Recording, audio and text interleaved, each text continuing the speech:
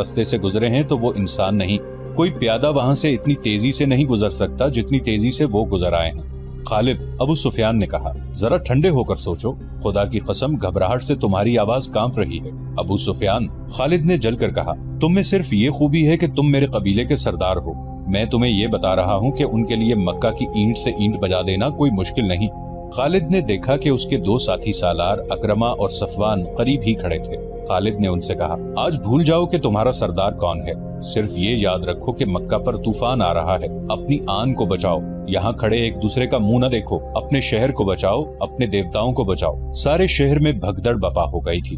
لڑنے والے لوگ برچیاں، تلواریں اور تیر کمان اٹھائے مکہ کے دفاع کو نکل آئے۔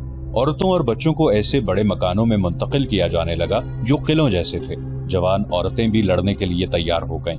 یہ ان کے شہر اور جان و مال کا ہی نہیں، ان کے مذہب کا بھی مسئلہ تھا۔ یہ دو نظریوں کی ٹکر تھی، لیکن خالد اسے اپنے ذاتی وقار کا اور اپنے خاندانی وقار کا بھی مسئلہ سمجھتا تھا۔ اس کا خاندان جنگ و جدل کے لیے مشہور تھا، اس کے باپ کو لوگ عسکری قائد کہا کرتے تھے۔ خالد اپنے خاندان کے نام اور خاندانی روایات کو زندہ رکھنے کی سرتوڑ کوشش کر رہا تھا۔ اس نے ابو سفیان کو نظر انداز کر دیا، اکرمہ اور صفوان کو ساتھ لیا اور ایسی چالیں سوچ لی جس سے وہ مسلمانوں کو شہر سے دور رکھ سکتا تھا۔ اس نے سواروں کی کچھ تعداد اس کام کے لیے منتخب کر لی کہ یہ سوار شہر سے دور چلے جائیں اور مسلمان اگر محاصرہ کر لیں تو یہ گھڑ سوار عقب سے محاصرے پر حملہ کر دیں، مگر وہاں جم کر لڑے نہیں بلکہ محاصرے میں کہیں شگاف ڈال کر بھاگ جائیں۔ شہر میں افراتفری اور لڑنے والوں کی بھاگ دوڑ اور للکار میں چند ایک عورتوں کی مترنم آوازیں سنائی دینے لگی۔ ان کی آوازیں ایک آواز بن گئی تھیں۔ وہ رزمیہ گیت گا رہی تھیں جس میں رسول اللہ صلی اللہ علیہ وآلہ وسلم کے قاتل کا ذکر تھا۔ بڑا جوشیلا اور بھڑکا دینے والا گیت تھا۔ یہ عورتیں گلیوں میں یہ گیت گاتی پھر رہی تھیں۔ چند ایک مسلح شتر سواروں کی مدینے کی طرف سے آنے والے رستے پر اور دو تین اور سمتوں کو دوڑا دیا گیا کہ وہ مسلمانوں کی پیش قدمی کی خبریں پیچھے پہنچاتے رہیں۔ عورتیں اونچے مکانوں کی چھتوں پر چڑھ کر مدینہ کی طرف دیکھ رہی تھیں۔ سورج افق میں اترتا جا رہا تھا۔ صحرا کی شفق بڑی دل فریب ہوا کرتی ہے، مگر اس شام مکہ والوں کو شفق میں لہو کے رنگ دکھائی دے رہے تھے۔ کہیں سے کسی بھی طرف سے گرد اٹھتی نظر نہیں آ رہی تھی۔ انہیں اب تک آ جانا چاہیے تھا۔ خالد نے اکرمہ اور صفوان سے کہا، ہم اتنی جلدی خندق نہیں کھود سکتے، ہم خندق کا سہارا لے کر نہیں لڑیں گے۔ اکرمہ نے کہا، ہم ان کے محاصرے پر حملہ کریں گے۔ صفوان نے کہا، ان کے پاؤں جمنے نہیں دیں گے۔ سورج غروب ہو گیا ہے، رات گہری ہونے لگی ہے، کچھ بھی نہ ہوا۔ مکہ میں زندگی بیدار اور سرگرم رہی جیسے وہاں رات آئی ہی نہ ہو۔ عورتوں، بچوں اور بوڑھوں کو قلعوں جیسے مکانوں میں منتقل کر دیا گیا تھا، اور جو لڑنے کے قابل تھے وہ اپنے سالاروں کی ہدایات پر شہر کے ارد گرد اپنے مورچے مضبوط کر رہے تھے۔ رات آدھی گزر گئی، مدینہ والوں کی آمد کے کوئی آثار نہ آئے۔ پھر رات گزر گئی۔ خالد، ابو سفیان نے پوچھا، کہاں ہے وہ؟ اگر تم یہ سمجھتے ہو کہ وہ نہیں آئیں گے تو یہ بہت خطرناک فریب ہے جو تم اپنے آپ کو دے رہے ہو۔ خالد نے کہا، محمد کی عقل تک تم نہیں پہنچ سکتے، وہ جو سوچ سکتا ہے وہ تم نہیں سوچ سکتے، وہ آئیں گے۔ اس وقت تک مسلمان چند ایک مارکے دوسرے قبیلوں کے خلاف لڑ کر اپنی داغ بٹھا رہے تھے۔ ان میں غزوہ خیبر ایک بڑا مارکا تھا، انہیں جنگ کا تجربہ ہو چکا تھا۔ ابو سفیان، خالد نے کہا، میں تمہیں خبردار کرتا ہوں کہ مسلمان اب وہ نہیں رہے جو تم نے احد میں دیکھے تھے، اب وہ لڑنے کے ماہر بن چکے ہیں، ان کا ابھی تک سامنے نہ آنا بھی ایک چال ہے۔ ابو سفیان کچھ کہنے ہی لگا تھا کہ ایک شتر سوار نظر آیا جس کا اونٹ بہت تیز رفتار سے دوڑتا آیا تھا۔ ابو سفیان اور خالد کے قریب آ کر اس نے اونٹ روکا اور کود کر نیچے آیا۔ میری آنکھوں نے جو دیکھا ہے وہ تم نہیں مانو گے، شتر سوار نے کہا۔ میں نے مسلمانوں کو حدیبیہ میں خیمہ زن دیکھا ہے، وہ محمد اور اس کا لشکر نہیں ہو سکتا۔ ابو سفیان نے کہا، خدا کی قسم میں محمد کو اس طرح پہچانتا ہوں جس طرح تم دونوں مجھے پہچانتے ہو۔ شتر سوار نے کہا، اور میں نے ایسے اور آدمیوں کو بھی پہچانا ہے جو ہم میں سے تھے لیکن ان کے ساتھ جا ملے تھے۔ حدیبیہ مکہ سے 13 میل دور مغرب میں ایک مقام تھا۔ رسول کریم صلی اللہ علیہ وآلہ وسلم خوریزی سے بچنا چاہتے تھے، اس لیے آپ صلی اللہ علیہ وآلہ وسلم مکہ سے دور حدیبیہ میں خیمہ زن ہو گئے تھے۔ ہم ان پر شبخون ماریں گے، خالد نے کہا، انہیں سستانے نہیں دیں گے۔ وہ جس راستے سے حدیبیہ پہنچے ہیں اس راستے نے انہیں تھکا دیا ہوگا، ان کی ہڈیاں ٹوٹ رہی ہوں گی۔ وہ تازہ دم ہو کر مکہ پر حملہ کریں گے، ہم انہیں آرام نہیں کرنے دیں گے، ہم انہیں وہاں سے بھگا سکتے ہیں۔ ابو سفیان نے کہا، چھاپا مار جیش تیار کرو۔ رسول اکرم صلی اللہ علیہ وآلہ وسلم نے اپنی خیمہ گاہ کی حفاظت کا انتظام کر رکھا تھا۔ घुड़सवार जैश रात को खैमागाह के इर्द गिर्द गश्ती पहरा देते थे। दिन को भी पहरे का इंतजाम था। एक और घुड़सवार जैश ने अपने जैसा एक घुड़सवार जैश देखा जो खैमागाह से दूर आहिस्ता आहिस्ता चला जा रहा था। मुसलमान सवार उन सवारों की तरफ चले गए। वो कुरैश के सवार थे जो वहां ना रुके और दूर चले गए। कुछ देर बाद वो एक और तरफ से आते नजर आए और मुसलमानों की खैमागाह से थोड़ी दूर रुककर चले गए। दूसरे रोज वो सवार खैमागाह के करीब आ गए। अब के मुसलमान सवारों का एक जैश जो खैमागाह से दूर निकल गया था वापस आ गया। उस जैश ने उन सवारों को घेर लिया। उन्होंने घेरे से निकलने के लिए हथियार निकाल लिए। उनमें झड़प हो गई, लेकिन मुसलमान सवारों के कमांडर ने अपने सवारों को रोक लिया। इन्हें निकल जाने दो। जैश के कमांडर ने कहा, हम लड़ने आए होते तो इनमें से एक को भी जिंदा न जाने देते। वो मक्का के लड़ाका सवार थे। उन्होंने वापस जाकर अबू सुफियान को बताया, चंद और सवारों को भेजो। अबू सुफियान ने कहा, एक शबखून मारो। मेरे कबीले के सरदार, एक सवार ने कहा, हमने शबखून मारने की बहुत कोशिश की है, लेकिन उनकी खैमागाह के इर्द गिर्द दिन रात घुड़सवार घूमते फिरते रहते हैं। कुरैश के चंद और सवारों को भेजा गया। उन्होंने शाम के जरा बाद शबखून मारने की कोशिश की, लेकिन मुसलमान सवारों ने उनके कुछ सवारों को जख्मी करके वहां से भगा दिया। मक्का वालों पर तजब्जुब की कैफियत तारी थी। वो रातों को सोते भी नहीं थे। मुहासरे के डर से वो हर वक्त बेदार और चौकस रहते थे और दिन गुजरते जा रहे थे। आखिर एक रोज मक्का में एक मुसलमान सवार दाखिल हुआ। ये हजरत उस्मान रज़ियल्लाहु अन्हु थे। उन्होंने अबू सुफियान के मुताल्लिक पूछा। अबू सुफियान ने दूर से देखा और दौड़ा आया। खालिद भी आ गया। मैं मोहम्मद रसूलुल्लाह सल्लल्लाहु अलैहि वसल्लम का पैगाम लेकर आया हूँ। हजरत उस्मान रज़ियल्लाहु अन्हु ने कहा, हम लड़ने नहीं आए, हम उम्रा करने आए हैं। उम्रा करके चले जाएंगे। अगर हम इजाजत ना दें तो? अबू सुफियान ने पूछा। हम मक्का वालों का नहीं, खुदा का हुक्म मानने वाले हैं। हजरत उस्मान रज़ियल्लाहु अन्हु ने जवाब दिया, हम अपने और अपनी इबादतगाह के दरमियान किसी को हायल नहीं होने दिया करते। अगर मक्का के मकान हमारे लिए रुकावट बनेंगे तो खुदा की कसम मक्का मलबे और खंडरों की बस्ती बन जाएगी। अगर यहाँ के लोग हमें रोकेंगे तो मक्का की गलियों में खून बहेगा। अबू सुफियान, हम अमन का पैगाम लेकर आए हैं और यहाँ के लोगों से अमन का तोहफा लेकर जाएंगे।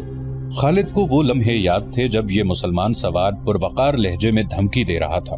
खालिद का खून खोल उठना चाहिए था, लेकिन उसे ये आदमी बड़ा अच्छा लगा था। अबू सुफियान ने उस्मान रज़ियल्लाहु अन्हु को उम्रे की पेशकश भी की थी, लेकिन उन्होंने अपने नबी सल्लल्लाहु अलैहि वसल्लम के बगैर अकेले उम्रा करने से साफ इनकार कर दिया था। उधर जब मुज़ाकरात में ज्यादा वक्त गुजरा तो हवा के दोष पर ये अफवाह हुदैबिया पहुंची कि उस्मान रज़ियल्लाहु अन्हु को कत्ल कर दिया गया है, जिसके जवाब में रसूल करीम सल्लल्लाहु अलैहि वसल्लम ने कत्ल उस्मान रज़ियल्लाहु अन्हु के इंतकाम के लिए अपने 1400 जानिसारों से बैयत ली थी। इसी बैयत को तारीख में बैयत रिजवान के नाम से याद किया जाता है और इसी बैयत की वजह से अबू सुफियान समझौते पर राजी हुआ था। फिर एक सुलहनामा तहरीर हुआ था। इसे सुलह हुदैबिया का नाम दिया गया। मुसलमानों की तरफ से इस पर रसूल करीम सल्लल्लाहु अलैहि वसल्लम ने और कुरैश की तरफ से सुहेल बिन अम्र ने दस्तखत किए थे। इस सुलहनामे में तय पाया था कि मुसलमान और कुरैश 10 साल तक नहीं लड़ेंगे और मुसलमान आइंदा साल उम्रा करने आएंगे और मक्का में 3 दिन ठहर सकेंगे। रसूल करीम सल्लल्लाहु अलैहि वसल्लम कुरैश में से थे। खालिद आप सल्लल्लाहु अलैहि वसल्लम को बहुत अच्छी तरह से जानता था, लेकिन अब उसने आप सल्लल्लाहु अलैहि वसल्लम को देखा तो उसने महसूस किया कि ये कोई और मोहम्मद हैं। वो ऐसा मुतासिर हुआ कि उसके जहन से उतर गया कि ये वही मोहम्मद सल्लल्लाहु अलैहि वसल्लम हैं जिन्हें वो अपने हाथों कत्ल करने के मंसूबे बनाता रहा था। खालिद नबी करीम सल्लल्लाहु अलैहि वसल्लम को एक सालार की हैसियत से ज्यादा देख रहा था। वो आप सल्लल्लाहु अलैहि वसल्लम की अस्करी अहलियत का कायल हो गया था। सुलह हुदैबिया तक मुसलमान रसूल करीम सल्लल्लाहु अलैहि वसल्लम की क़यादत में छोटे बड़े 28 मारके लड़ चुके और फतह नुसरत की धाक बिठा चुके थे। मुसलमान उम्रा करके चले गए। 2 महीने गुजर गए। इन 2 महीनों में खालिद पर खामोशी तारी रही, लेकिन इस खामोशी में एक तूफान और एक इनकलाब परवरिश पा रहा था।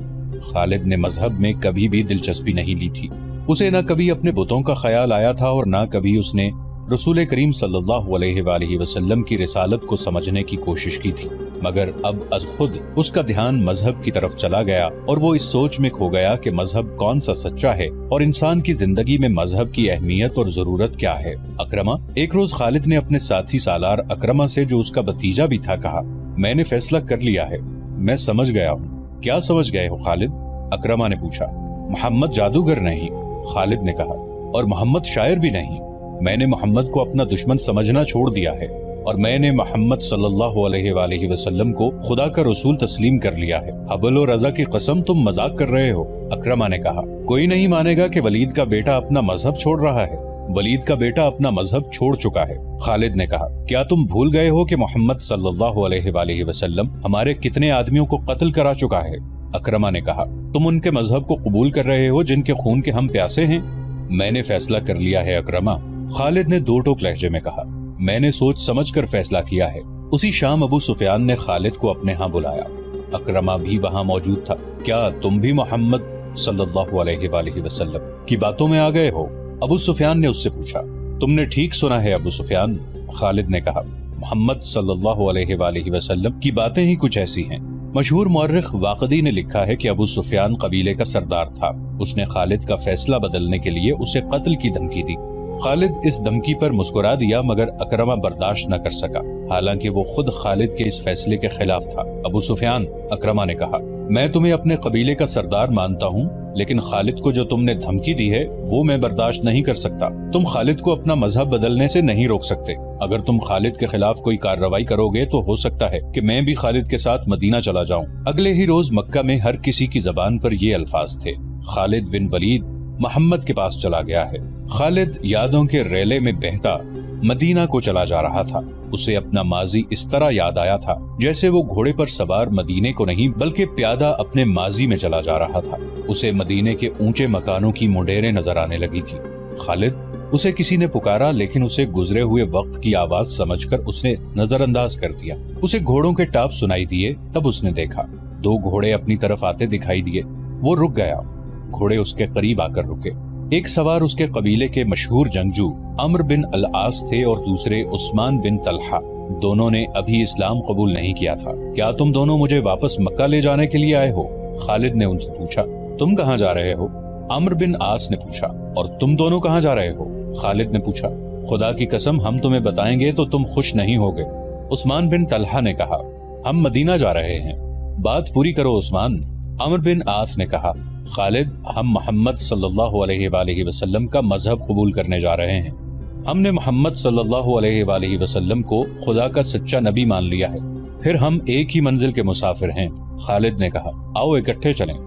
وہ 31 مئی 628 عیسوی کا دن تھا جب تاریخ اسلام کے دو عظیم جرنیل خالد رضی اللہ عنہ بن ولید اور عمرو رضی اللہ عنہ بن عاص مدینہ میں داخل ہوئے۔ ان کے ساتھ عثمان رضی اللہ عنہ بن طلحہ تھے۔ تینوں رسول کریم صلی اللہ علیہ وآلہ وسلم کے حضور پہنچے۔ سب سے پہلے خالد رضی اللہ عنہ بن ولید اندر گئے، ان کے پیچھے عمرو بن عاص اور عثمان بن طلحہ رضی اللہ عنہم گئے۔ تینوں نے قبول اسلام کی خواہش ظاہر کی۔ رسول اللہ صلی اللہ علیہ وآلہ وسلم اٹھ کھڑے ہوئے اور تینوں کو باری باری گلے لگایا۔ شہیدوں کو دل سے اتار دیں، ذہن سے ان کا نام و نشان مٹا دیں، ان کی یادوں کو شراب میں ڈبو دیں۔ اس زمین پر جو خدا نے ہمیں شہیدوں کے صدقے عطا کی ہے، بادشاہ بن کر گردن اکڑا لیں اور کہیں کہ میں ہوں اس زمین کا شہنشاہ۔ شہیدوں کے نام پر مٹی ڈال دیں۔ کسی شہید کی کہیں قبر نظر آئے تو اسے زمین سے ملا دیں، مگر زندگی کے ہر موڑ اور ہر دوراہے پر آپ کو شہید کھڑے نظر آئیں گے۔ آپ کے ذہن کے کسی گوشے سے شہید اٹھیں گے اور شراب اور شہنشاہیت کا نشہ اتار دیں گے۔ جس نے تخت و تاج کے نشے میں شہیدوں سے بے وفائی کی، وہ شاہ سے گدا اور ذلیل و خوار ہوا، کیونکہ اس نے قرآن کے اس فرمان کی حکم عدولی کی کہ شہید زندہ ہیں، انہیں مردہ مت کہو۔ عرب کے ملک اردن میں گمنام سا ایک مقام ہے جس کا نام موتا ہے۔ اس کے قریب سے گزر جانے والوں کو بھی شاید پتہ نہ چلتا ہوگا کہ وہاں ایک بستی ہے۔ اس کی حیثیت چھوٹے سے ایک گاؤں سے بڑھ کر اور کچھ بھی نہیں، لیکن شہیدوں نے اردن کے بادشاہ کو اپنی موجودگی کا اور اپنی زندگی کا جو انہیں اللہ تعالیٰ نے عطا کی ہے احساس دلا دیا ہے۔ وہ جس معرکے میں شہید ہوئے تھے وہ 13.5 صدیاں پہلے اس مقام پر لڑا گیا تھا۔ پھر یہ مقام گزرتے زمانے کی اڑتی ریت میں دبتا چلا گیا۔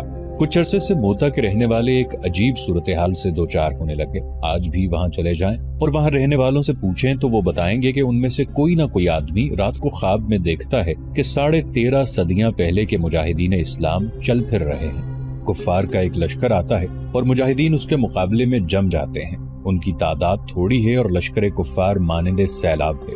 مارکا بڑا خونریز ہے۔ یہ خواب 1-2 آدمیوں نے نہیں، وہاں کے بہت سے آدمیوں نے دیکھا ہے، اور کسی نہ کسی کو یہ خواب ابھی تک نظر آتا ہے۔ یہ لوگ پڑھے لکھے نہیں، انہیں معلوم نہیں تھا کہ 13.5 صدیاں پہلے یہاں حق و باطل کا مارکا لڑا گیا تھا۔ مگر ان کے خوابوں میں شہید آنے لگے۔ یہ خبر اردن کے ایوانوں تک پہنچی، تب یاد آیا کہ یہ وہ موقع ہے جہاں مسلمانوں اور عیسائیوں کی ایک لڑائی ہوئی تھی۔ یہ عیسائی عرب کے باشندے تھے۔ شہیدوں نے اپنے زندہ ہونے کا ایسا احساس دلایا کہ اردن کی حکومت نے جنگ موتا اور اس کے جنگ کے شہیدوں کی یادگار کے طور پر ایک نہایت خوبصورت مسجد تعمیر کرنے کے احکام جاری کر دیے۔ مسجد کی تعمیر 1868 میں شروع ہوئی تھی۔ اس جنگ میں 3 سپہ سالار زید رضی اللہ عنہ بن حارثہ، جعفر رضی اللہ عنہ بن ابی طالب اور عبداللہ رضی اللہ عنہ بن رواحہ یکے بعد دیگرے شہید ہو گئے تھے۔ ان تینوں کی قبریں موتا سے تقریباً 2 میل دور ہیں، جو ابھی تک محفوظ ہیں۔ مدینہ میں آ کر خالد رضی اللہ عنہ بن ولید نے اسلام قبول کیا تو ان کی ذات میں عظیم انقلاب آیا۔ 3 مہینے گزر گئے تھے۔ خالد رضی اللہ عنہ زیادہ تر وقت رسول کریم صلی اللہ علیہ وآلہ وسلم کے حضور بیٹھے فیض حاصل کرتے رہے، مگر انہیں ابھی عسکری جوہر دکھانے کا موقع نہیں ملا تھا۔ وہ فن حرب و ضرب کے ماہر جنگجو تھے۔ ان کا حسب و نسب بھی عام عربوں سے اونچا تھا، لیکن انہوں نے ایسا دعویٰ نہ کیا کہ انہیں سالار کا رتبہ ملنا چاہیے۔ انہوں نے اپنے آپ کو سپاہی سمجھا اور اسی حیثیت میں خوش رہے۔